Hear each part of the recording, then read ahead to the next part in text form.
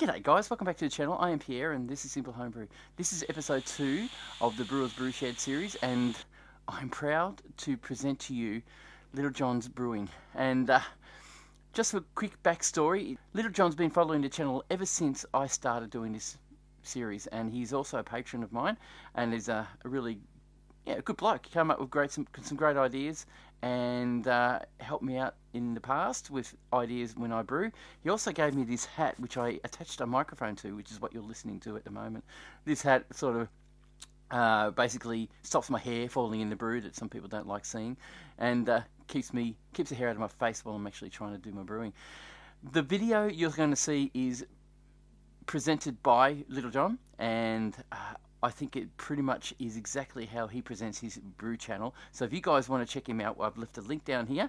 The guy is great. It's really good to watch and have a ball. He's a real Aussie, and he seems to love brewing too. He's got a pretty big setup, and I'm pretty envious of the size of his 3-car garage. Absolutely beautiful. So keep your eye out for him. Say hello. Tell him Pierre sent you, which you probably know anyway, and check the video out. Hey everyone, Little John, Little John's Brewing, doing a quick video of the brewery for Pierre. I wasn't going to worry about it. I was going to let other brewers do theirs. I've done a tour of my brewery on my own channel, but in all honesty, the brewery's actually got a different layout than what I did when I did that. But Pierre was commenting he wasn't getting a lot of, or not as many videos as he would have liked, so he was getting the front a bit short. So I said, look, I'll knock you one out. And that was a few days ago. I was in the process of sort of cleaning up. I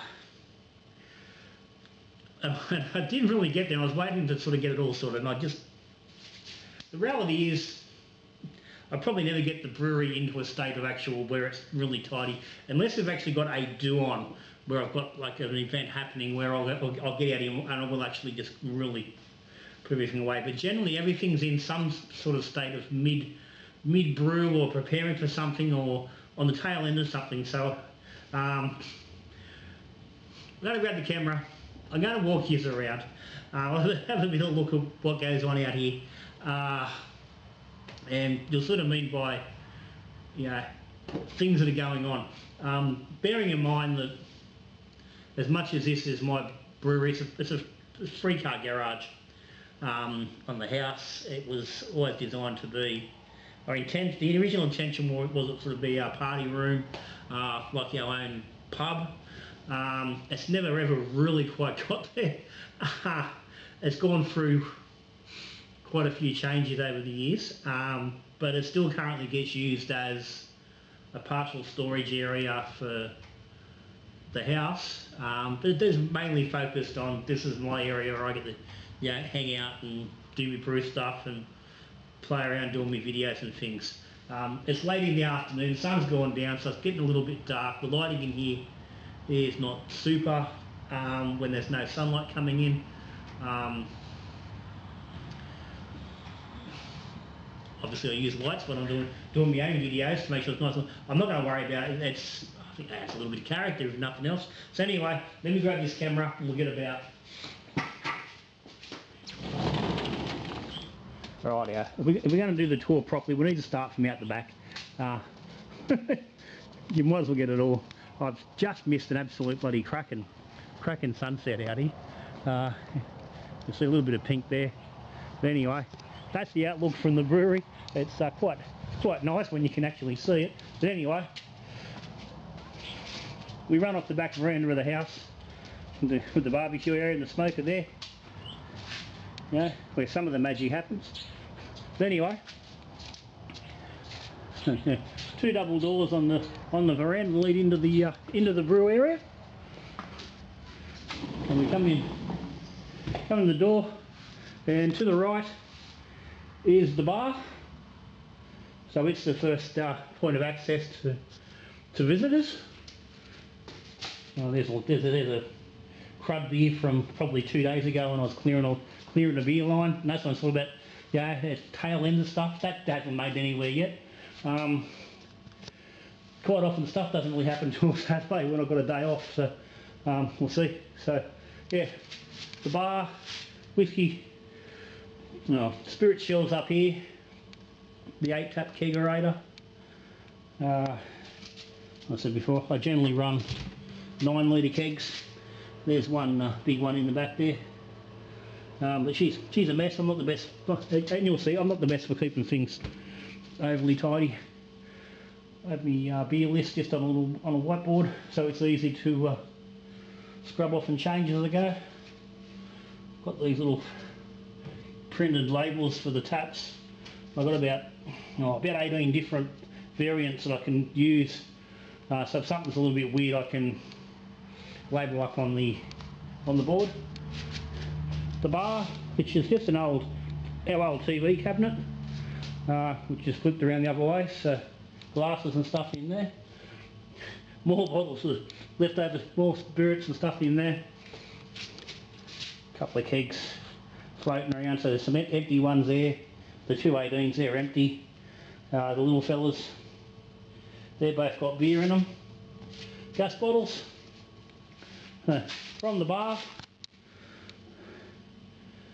At the TV, which doesn't work at the moment. I'm going to try and get it running just a minute because it's State of Origin night. So I'm going to try and get it up and going and get the laptop hooked in so I can watch the game. That's an old cabinet that I've been meaning to do up for donkey's years with my mum's. Just never got around it, but it gets used for a bit of storage. And some old chest of drawers. The beer fridge, which carries the commercial beer, the non-home brew stuff, all lives in here, along with a whole bunch of yeast. My yeast bank. Hops live in the top. They're all labelled up. A couple of frozen meals I couldn't fit in the freezer. Got a couple of 5-litre oak barrels which aren't currently being used. A little bit of brew information from daughter's trip to Bali. This is my production area. The old table, so most of the work happens on here, laptop. Recipe creation, and I do most of my video chats from there and tastings and things, and this is where I sort of chill out while I'm brewing. Got the lounge over there if I want to, I suppose if I get in too much trouble with Mrs. Littlejohn I can hang over there, but it actually doesn't get much bloody use at the moment, but it's there just in case. That's it, more stories. Box of t-shirts, if you haven't moved any further than that from the day they arrived about 3 months ago.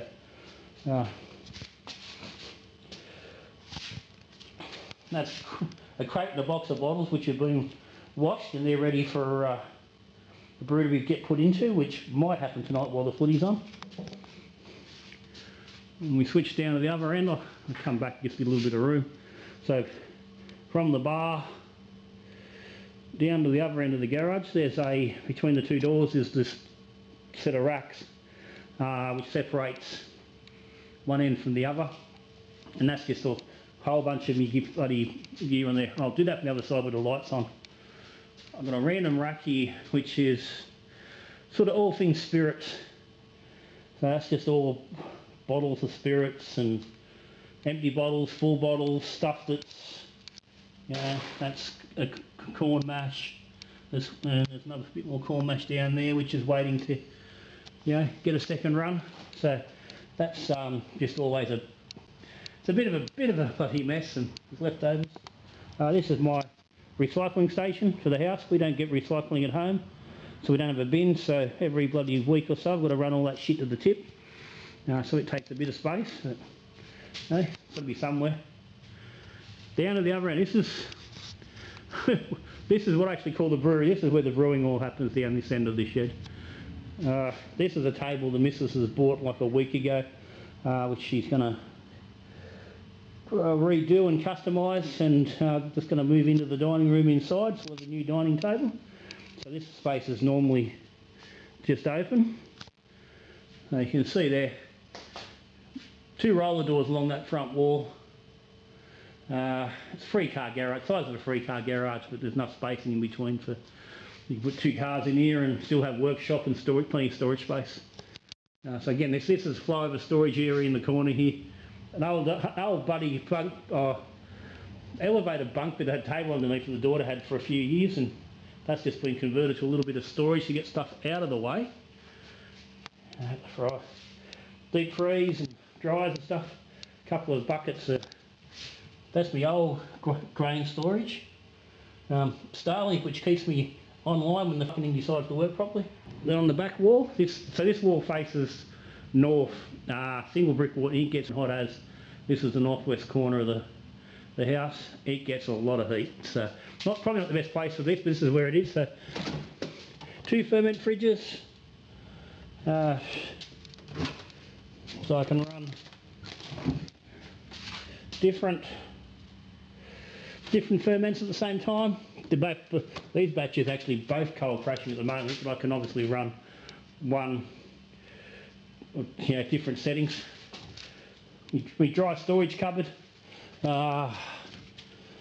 which is that's more about keeping malt and stuff away from moisture and mice. A few extract tins when I buy them, they live in here. Me bags of malts and extra bits and pieces, some stuff I picked up just recently, and little sugars, and bag of some lemon blossom tea, which is going to go into a lime blossom, which will go into a saison in the coming months, which has set up with a recirculation system, so I can use it like a big all-in-one. I can get that in conjunction with the Brew, which is hiding in there. I can use it as a free V if I want to, but I generally just run them separately. A couple of gas bottles in there. Spare one for the barbie. Don't use them as much anymore now, I don't gas fire my kettle. There's 2 19-litre Pinlock kegs there, which are just sitting there. They might get used for barrel aging and stuff like that if I run out of other kegs. The SQ ton Eskies, mate. The Techni Ice, that's my original mash tun, which was part of a very 3V I don't use anymore. So chillers, a couple of forced bottles and things that just hanging out, waiting their turn to get used. Other door out to the back veranda. Like I said, so this is the other side of the main racks. This is my main storage area. White buckets down the bottom there, they're all grain. So that's generally base malts. There's a couple of bags that just come in from the Hop Wizard he dropped off the other day. Brand new bags, so I've got to get them into buckets. And this is all my bits and pieces just hiding out here. Extra fermenters hiding up on top. You can see I've got different sizes. There's 30 litres, there's 20 litres, there's 10 litres. Boxes of sorted crap. Stuff, random shit like this. The last, and there's a crash. The last of Little John's Brewing hats, which everyone would recognise from Pierre wearing with his, he's got his microphone attached. A bit more stuff up there. Top of me pot still, more fermenters, a brand new King Junior, which has not even been opened. All my bits and bobs, minerals, chemicals, salts, thermometers, gauges, all that sort of stuff, all hiding up in here, bags and things like that. More grain. These 3 box crates here have all got my specialty malts. They're all hiding in there. They're all labelled on the other side, so I actually know what's in each one. I can find them easily. The collection of bottles. That's bottled beer, which is all aging and conditioning. A couple of them boxes of empty bottles waiting. My stack of milk crates, which I use for, some have got bottles in them, and some are used for seats, some are used underneath the Brew on Brew Day. 2 kegs down in there. That's the current, you can't see the back one real well because there's boxes in the way. That's more empty bottles. that's the what's my barrel aging section. So anything that's aging in the keg sits in there. So there's the little fella's a saison I did last summer, Australian saison with lemon, myrtle and saltbush. It's got some funky yeast on it, so it's just getting funked up. It's probably been about 7 months now in the keg. And the back one is my actual Jester King Funk Time, which is now coming up on about 10 months old. Fermenter, another fermenter there. This has got a corn mash in it, so that's my current corn mash going on. So the next bourbon run.